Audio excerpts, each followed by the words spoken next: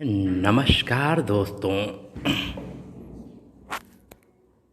आपका जीवन मंत्रा चैनल पर बहुत बहुत स्वागत है।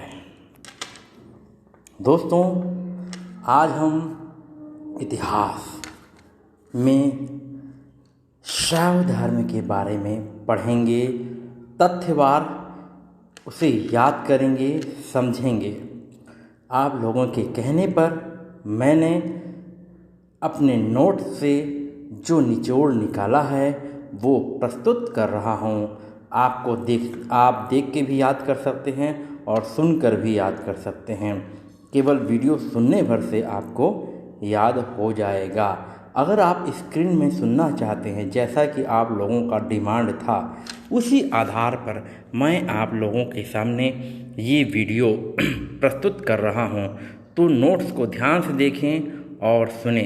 जीवन मंत्रा चैनल को जीवन मंत्रा बाय श्रीस, जो कि ऊपर लिखा हुआ दिख रहा होगा, ये जीवन मंत्रा बाय श्रीस को लाइक करें, सब्सक्राइब करिए। ठीक है दोस्तों, तो आज हम पढ़ेंगे शैव धर्म। शिव प्रागैतिहासिक देवता है, अर्थात पुराने देवता हैं। ऋग्वेद में भीषजों का भीषज रुद्र तथा पशु अर्थात पशुओं का रक्षक कहा गया है। शिव के अन्य नामों में कल्पलिकिन, महाभिषक उन्हें पुकारा या उल्लेखित किया गया है। शिव पूजकों को शैव कहते हैं। बहुत ही पुराने धर्म में शैव और वैष्णव, तो शिव पूजकों को शैव कहते हैं। शैव भारतीयों का प्राचीनतम धर्म है। मार्शल ने मोहनजोदड़ो से प्राप्त एक मुद्रा पर अंकित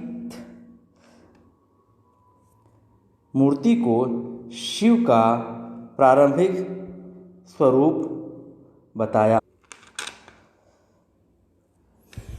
मार्शल ने मोहनजोदड़ो से प्राप्त एक मुद्रा पर अंकित मूर्ति को शिव का प्रारंभिक रूप बताया है। ऋग्वेद में शिव का नाम रुद्र मिलता है। इन्हें अंतरिक्ष का देवता कहा गया है।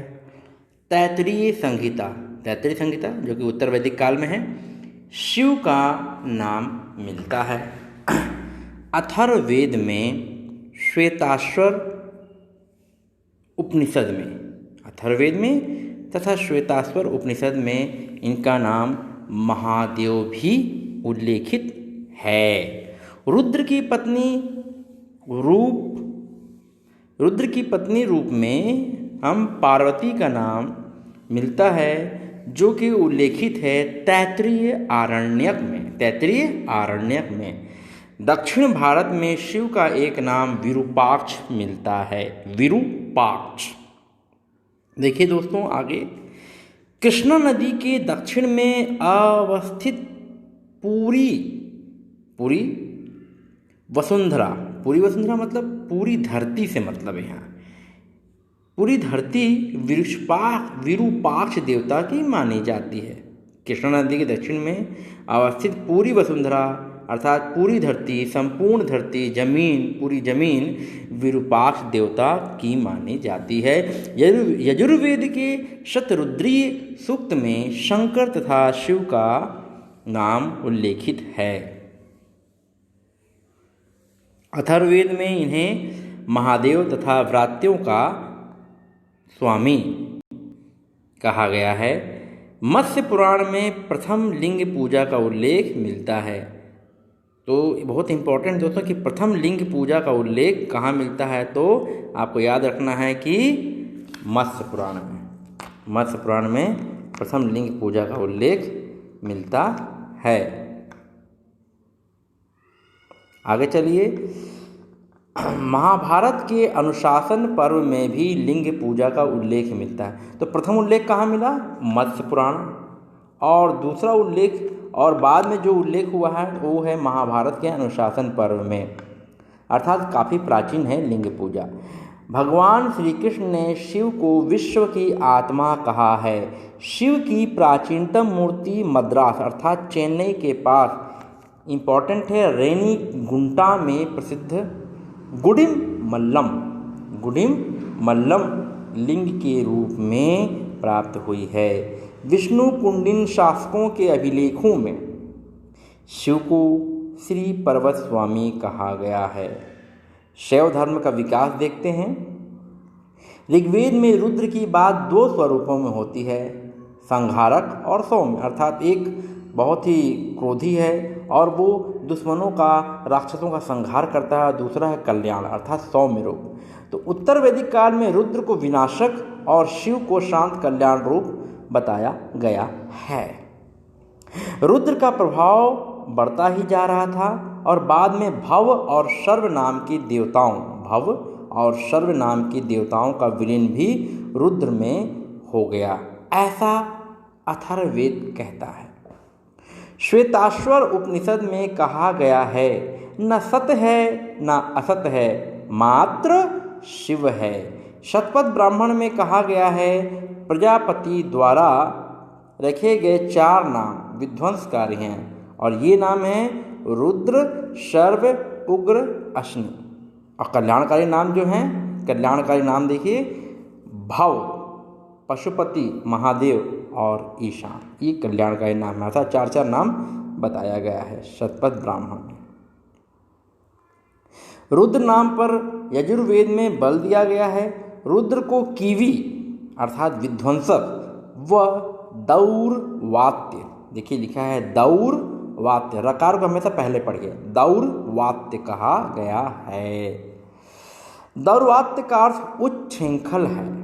रुद्र को चमड़ा धारण अर्थात चर्म धारण करने के कारण कृत्तिवासन कहा गया है।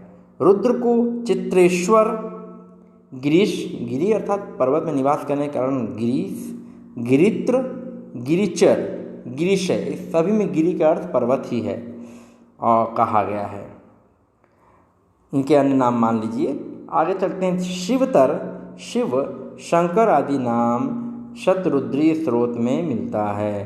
पल्लव काल का सर्वाधिक प्रसिद्ध रूप सोम स्कंद प्रतिमा है।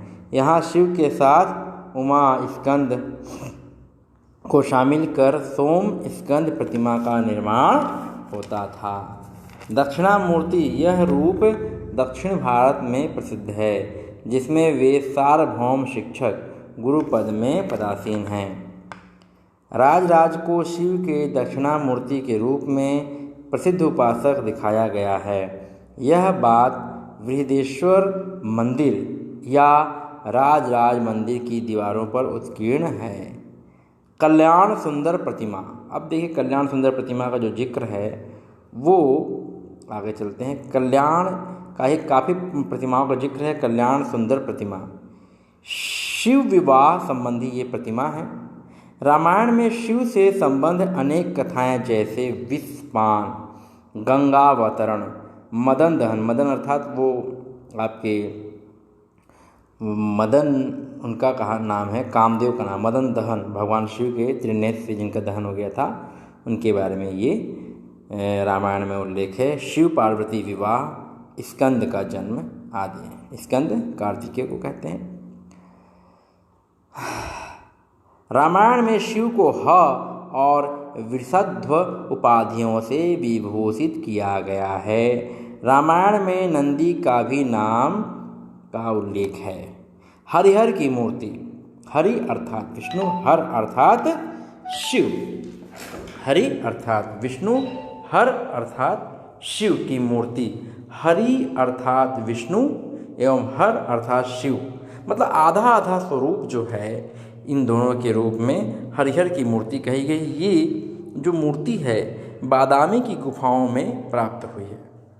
अर्धनारीश्वर अर्थात आधा नारी अर्थात और आधे पुरुष, तो आधा नारी रूप में पार्वती और आधा शिव रूप है, इसे अर्धनारीश्वर कहा गया है।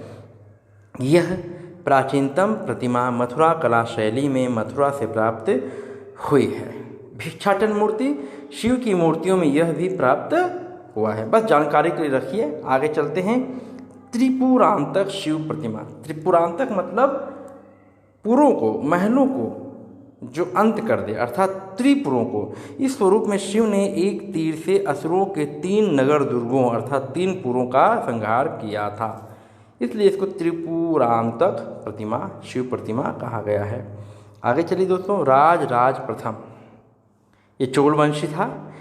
बृहदेश्वर मंदिर में त्रिपुरांतक शिव की 4 भुजाओं वाली कांस्य मूर्ति इसी ने स्थापित की थी।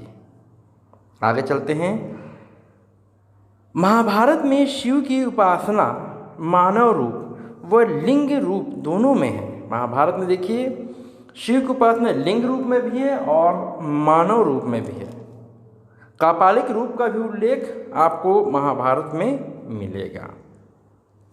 पाणिनि की अष्टाध्यायी के बारे में कहा जाता है कि 14 सूत्र महादेव के डमरू से उत्पन्न हुए हैं।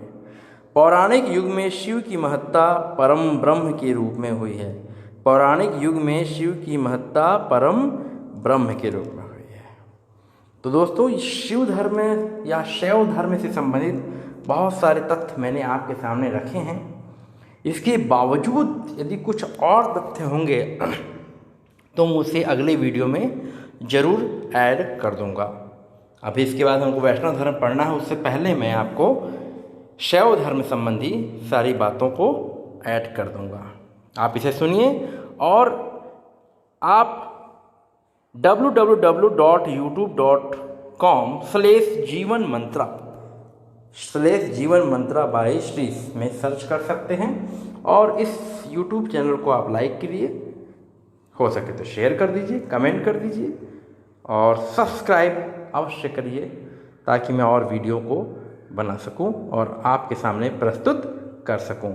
जैसा आपका डिमांड होगा वैसा मैं पूरा अवश्य करने की अपनी तरफ से भरसक कोशिश करूंगा। तब तक लिए नमस्कार दोस्तों।